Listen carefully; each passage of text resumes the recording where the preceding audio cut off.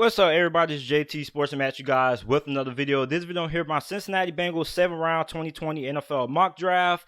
And basically, for the Cincinnati Bengals, the question is, who are they going to select after Joe Burrow? I might as well go ahead and show this right now, but I have them taking Joe Burrow #1 overall in the first round. We already know, don't really need to give that much of an explanation. But for the Cincinnati Bengals, who are they going to take after Joe Burrow? Because the Cincinnati Bengals, they're not as bad as a lot of people think they are. The biggest holes that they need to fill is obviously the offensive line, and they also need to be able to fill the need of linebacker. Now, for the downside for the Bengals is that it's not really a lot of great linebackers in this draft class. This linebacker draft class is pretty weak. And also for the offensive line position, it's really strong. This is probably one of the best offensive line classes we've seen in a while. Now, when it comes to the skill position, the Bengals are pretty much straight in that department. I think they're pretty good at wide receiver. Maybe they draft another one just in case John Ross goes down with another injury. Maybe they want to take another halfback for depth. But, I mean, when it comes to the skill position, they're pretty straight in that department. They could use another cornerback or two because DeQuest Denard left in free agency. He didn't sign with the Jacksonville Jaguars. That contract didn't go through, so they still could bring him back. But for right now, they still have a question at the cornerback spot. But overall, the Cincinnati Bengals, I think, will be a lot better than what a lot of people believe. And I think Joe Burrow is going to be a big part of that. And if you are new to the channel, make sure that you do like the video and subscribe to the channel because I upload NFL videos and college football videos daily. And also, I was looking at the analytics for my channel. 88% of you guys who watch my videos are not subscribed to the channel. So please subscribe to the channel. Help me out. Help me reach my subscriber goal of 10,000. So now, this is when the real draft begins for the Cincinnati Bengals. So, we know that they're taking Joe Burrow. But in the second round, I have them selecting offensive guard Shane LeMay out of Oregon University. Now, Oregon had one of the best offensive lines in football. In my opinion, I think that they had the best line in college football. Now, I know LSU won the award for best offensive line in college football, but really, I felt Oregon should have won that award because Oregon has a lot of great offensive linemen, and it's not a surprise because Mario Cristobal was a great offensive lineman himself,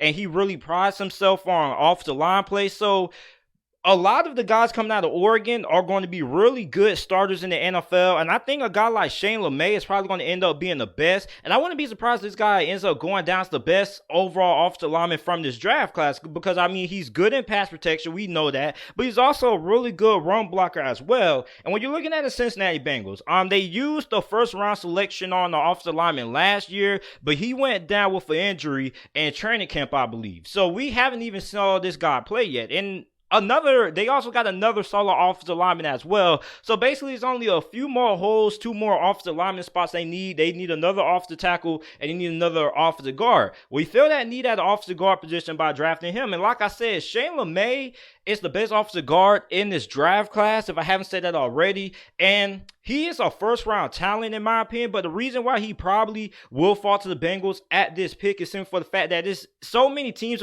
are just going to be grabbing these wide receivers and all these offensive tackles like it's an all-you-can-eat buffet, and it's going to let guys like Shane LeMay fall through the cracks. And I think for the Cincinnati Bengals, if he's available, you got to be able to pick this guy up because this is a guy who has Pro Bowl caliber potential, and he is without a doubt going to be a day one starter for them. With the third round pick, I have them select the offensive tackle Trey Adams out of the University of Washington. Now, this is a guy who isn't as good as the guys like, you say, Tristan Wirfs or a guy like Isaiah or anybody else. He's not one of the top offensive tackles in this draft class. You guys get what I'm trying to say. But he is a guy who does have the talent to start right away with a little bit of development. Maybe you sit him out maybe he participates through training camp if we have a training camp. And throughout preseason, he gets a little bit of much needed development there. And then he could end up starting right away because for the Cincinnati Bengals, I mean, it's not really set in stone who's going to be their starters on the offensive line at this point besides two offensive linemen at this point. So pretty much other than those 2 spots, pretty much all the positions for the Cincinnati Bengals should be open. So you can bring this guy in. beat out whoever they think is going to end up being the offensive tackle for them, and then eventually, if he wins out, he'll be a pretty good starter. But if not, I think this is a guy who, with a year or two of development, could end up being a really solid starting offensive tackle for the Cincinnati Bengals. Now, like I say, he doesn't possess the potential like the other top guys in the draft do, like Isaiah Rivers or no Tristan Rivers and Mekhi Becton, but he does have the potential to kind of be like a solid starter in the NFL when it comes to that offensive tackle position. With round 5, since the Bengals somehow do not have a 4th round pick, I had them selecting cornerback Troy Pride out of Notre Dame University. Now, the Cincinnati Bengals, DeQuest Nard isn't on the team. They let him walk in free agency. They still could bring him back if they wanted to, because his deal didn't really go through with the Jacksonville Jaguars, so he's back on the free agency market. But if they do choose not to bring him back, I think Troy Pride would be a really solid replacement. Now, Troy Pride is a really good fit for the Cincinnati Bengals defense, simply for the fact that from when I'm watching Cincinnati Bengals cornerbacks play, it seems like the Bengals really love cornerbacks who are really good in man-to-man and press coverage, and that's what Troy Pride excels at. Now, when you go back and watch the film from Notre Dame, Troy Pride was really solid. He had a really nice game versus Clemson the previous year in the semifinal game when they faced Clemson in the 2018 college football playoffs. I think he only allowed like one reception for 12 yards or something like that. So, I mean, this guy is really solid, but sometimes he has a little bit of inconsistency. Like when this guy gets beat, he allowed 4 touchdowns last season, and they were really bad. Like they were just like really easy touchdowns. So I mean, he has a little bit of inconsistency in his game, but I think for the Cincinnati Bengals, he's a guy who should be able to come in right away and compete for one of those starting cornerback spots. And if he does end up winning not one of those spots, I think he should have a pretty okay rookie year. Now he's not going to be anything like Jeff Okudah or anything like that, but I think he should be a okay starter, and he could potentially become a really good starter in the NFL. So I think Troy Pride fits the mold of what the Cincinnati Bengals like out of their corners. They like cornerbacks who are good and man-to-man press and bump and run coverage, and that's what Troy Pride excels at out of Notre Dame. With the Bengals' 6th round pick, 181st overall, having selected linebacker Shaq Quarterman out of the University of Miami. Now, I'm a Miami Hurricane fan. Now, it was a lot of hype about the Miami Hurricanes linebackers, specifically Michael Pinkney and Shaq Quarterman. Michael Pinkney had like a 3rd round grade before the college football season began, and Shaq Quarterman was regarded as one of the best linebacker prospects coming into the draft.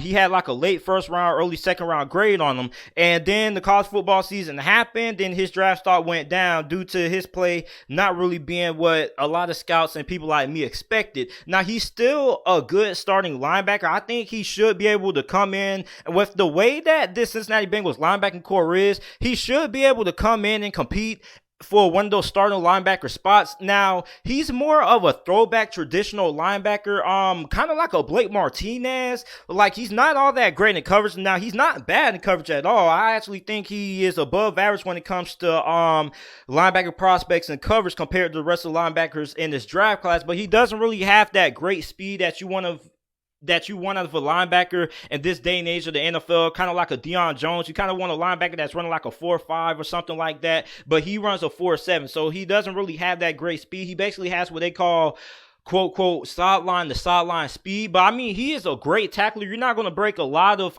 tackles when this guy gets his hands on you. He's also a very solid blitzer as well. He can get after the quarterback, and he's not that bad in coverage. Like I said, compared to the rest of the linebacker prospects in this draft class, I would consider his cover skills above average than the rest of the linebackers in this draft class. So, I mean, when you look at Shaq Quarterman, he is a throwback linebacker. He is a true throwback. He is a guy who is going to be able to wrap you up, not really going to allow you to break a lot of tackles, and his NFL comparison to me, like I said earlier, is Blake Martinez. And for the Cincinnati Bengals, I think this is a really good value pick here because, look, when Shaq Quarterman was at his best, he was playing behind a really stout offensive line with Miami. And this coming from a Hurricane fan, his 2018 season, his 2017 seasons were absolutely phenomenal because he had really good guys up front, helping him, get those tackles for loss and things like that. And when he goes to Cincinnati, he's basically going to have that because Cincinnati, in my opinion, a lot of people aren't really talking about this, but Cincinnati has one of the best defensive lines